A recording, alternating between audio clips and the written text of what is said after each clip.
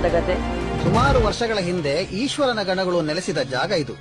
ಗಣಗಳಂದ್ರೆ ನಾವು ನಂಬುವ ದೈವ.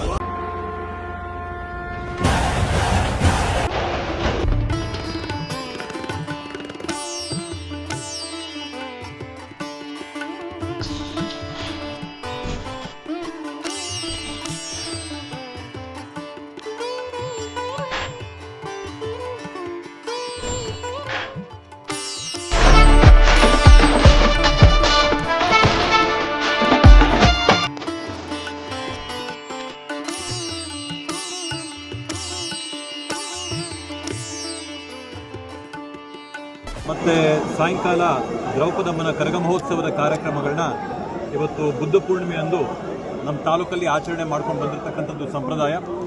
ಈ ಬಾರಿ ವಿಶೇಷವಾಗಿ ಸುಮಾರು 106 ವರ್ಷಗಳ ನಂತರ ಏನು ಇಲ್ಲಿ ನೂತನವಾದಂಥ ತೇರನ್ನ ಇವತ್ತು ತಂದು ಆ ತೇರಿನ ಪ್ರದಕ್ಷಿಣೆ ಇವತ್ತು ನಗರನ ನಾವು ಮಾಡ್ತಾ ಇದ್ದೀವಿ. ಇವತ್ತು ಉತ್ಸವ ಮೂರ್ತಿನ ತಗೊಂಡು ಇವತ್ತು ವಿಶೇಷವಾಗಿ ದೊಡ್ಡ ಸಂಖ್ಯೆಯಲ್ಲಿ ಭಕ್ತಾದಿಗಳೆಲ್ಲರೂ ಕೂಡ ಇಲ್ಲಿ ಬಂದು ಈ ಒಂದು ಕಾರ್ಯಕ್ರಮದಲ್ಲಿ ಭಾಗವಹಿಸ್ತಾ ಇದ್ದಾರೆ.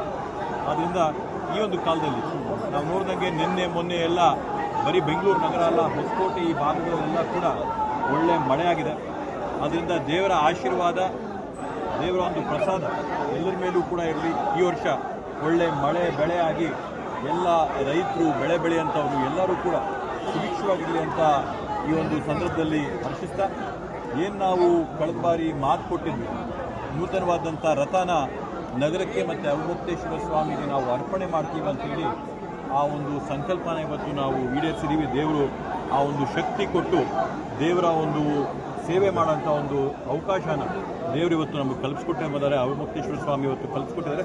ಅದಕ್ಕೆ ತಕ್ಕಂತೆ ನೂತನವಾದಂಥ ರಥನ ಇವತ್ತು ಮಾಡಿಸಿ ಇವತ್ತು ಲೋಕಾರ್ಪಣೆ ಮಾಡಿ ಮೊದಲನೇ ಬಾರಿಗೆ ಇವತ್ತು ತಾಲೂಕಿನ ಪ್ರದರ್ಶನ ಹಾಕಂಥ ಕಾರ್ಯಕ್ರಮ ಇದೆ. ಅದರಿಂದ ಜನ ಎಲ್ಲ ದೊಡ್ಡ ಸಂಖ್ಯೆಯಲ್ಲಿ ಬಂದಿದ್ದಾರೆ. ಎಲ್ಲ ಭಕ್ತಾದಿಗಳಿಗೂ, ರಾಜ್ಯದ ಸಮಸ್ತ 7 ಕೋಟಿ ಕನ್ನಡಿಗರಿಗೂ ಕೂಡ ಎಲ್ಲರಿಗೂ ಒಳ್ಳೆಯದಾಗಲಿ, ದೇವರ ಆಶೀರ್ವಾದ